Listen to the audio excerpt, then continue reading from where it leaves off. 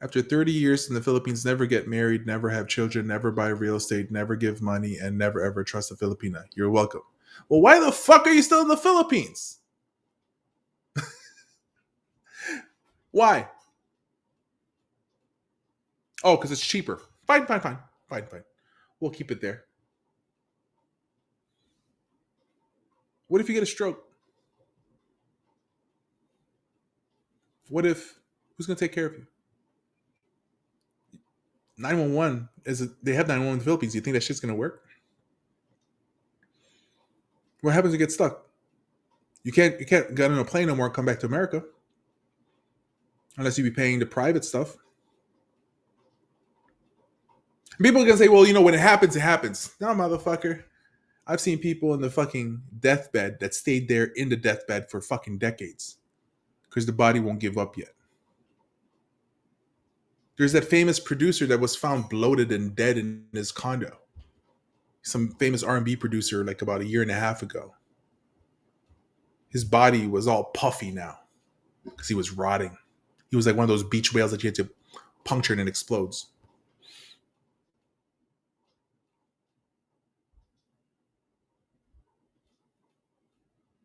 People don't think about that stuff. You know how long it takes before you die?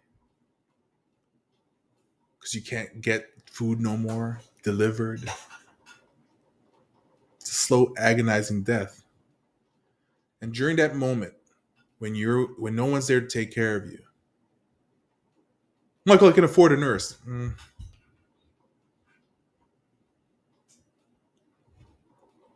When you're in that deathbed, all this shit, these kind of thinking right here, which is fine, you have every right to think that way.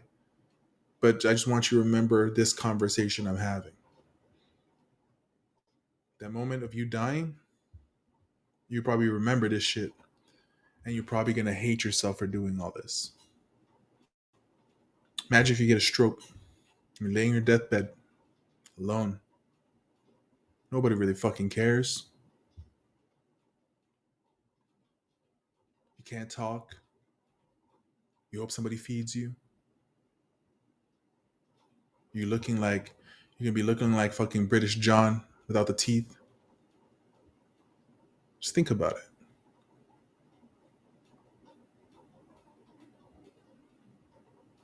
See, the thing though is, you say never trust Filipinas. The problem is, the truth is, you never can trust yourself.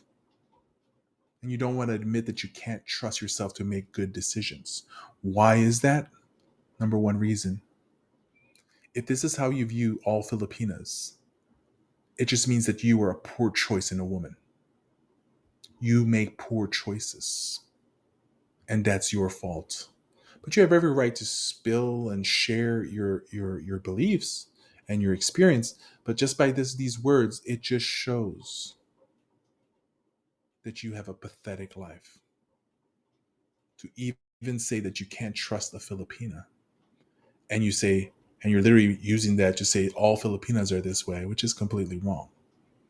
That just means you are a poor choice in life. I'm going to give you a perfect example.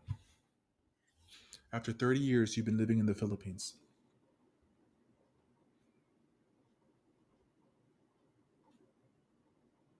Obviously, you didn't find a good life.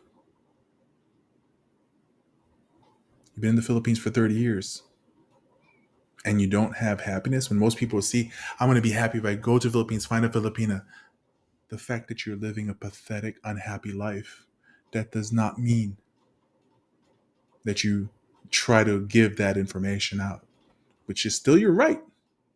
It is a free country.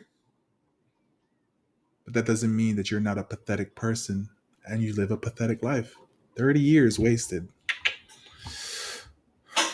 Why? Because you probably chose a bar girl. Or you made a girl into a prostitute. Because you paid her to keep her. Look in the mirror and don't fucking deny it. Because it's the fucking truth. Up in here is fucking truth bombs. And like I've always said, let the pigs get slaughtered. Let the lambs get slaughtered. And you're a perfect example of someone who's about to be hung and slaughtered. Enjoy your life. Probably have what, 5 more years left?